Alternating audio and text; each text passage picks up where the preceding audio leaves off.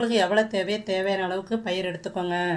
பயிர் எடுத்துகிட்டு எடுத்துடலாம். ஒரு பாத்திரத்தில் எவ்வளோ தேவையோ அந்தளவுக்கு எடுத்துகிட்டு கழுவி எடுத்துடலாம். தண்ணி நல்லா வெள்ளையாற அளவுக்கு கழுவி எடுத்தாச்சு. இப்போ வந்து பார்த்திங்கன்னா பயிர் வந்து நல்லா முழுங்குற அளவுக்கு வந்துட்டு கொஞ்சம் அதிகமாக தண்ணி விட்டுருங்க. தண்ணி விட்டு ஒரு நாள் ஃபுல்லாக நைட்டு ஊறட்டும். பயிர் பார்த்திங்கன்னா நைட்டு ஊற வச்சாச்சு. பாருங்கள், நைட்டு ஃபுல்லாக வந்து நல்லா அழகாக சூப்பராக நல்லா ஊறிடுச்சு.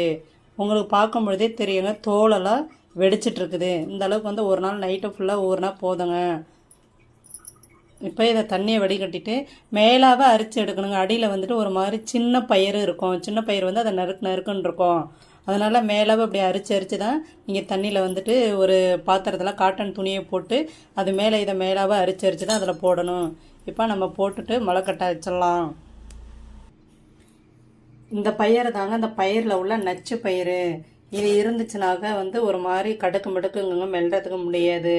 அதனால தான் மேலாக அரிச்சு எடுத்துகிட்டு இது மாதிரி ஒரு காட்டன் துணியில் போட்டுருங்க. போட்டு கட்டி வச்சுருங்க. முளை கட்டுறதை பார்க்கலாம்.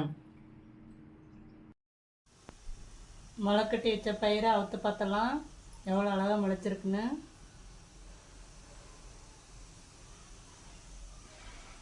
சூப்பராக முளைச்சிருக்கு பாருங்கள். இவ்வளோ ஒரு அழகாக ஒரு நாள் நைட்டு ஊற வச்சு மறுநாள் காலையில் கட்டி வச்சு ஒரு பகல் ஒரு நைட்டு மறுநாள் காலையில் பாருங்கள் இவ்வளோ பெருசாக முளைச்சிருக்குது.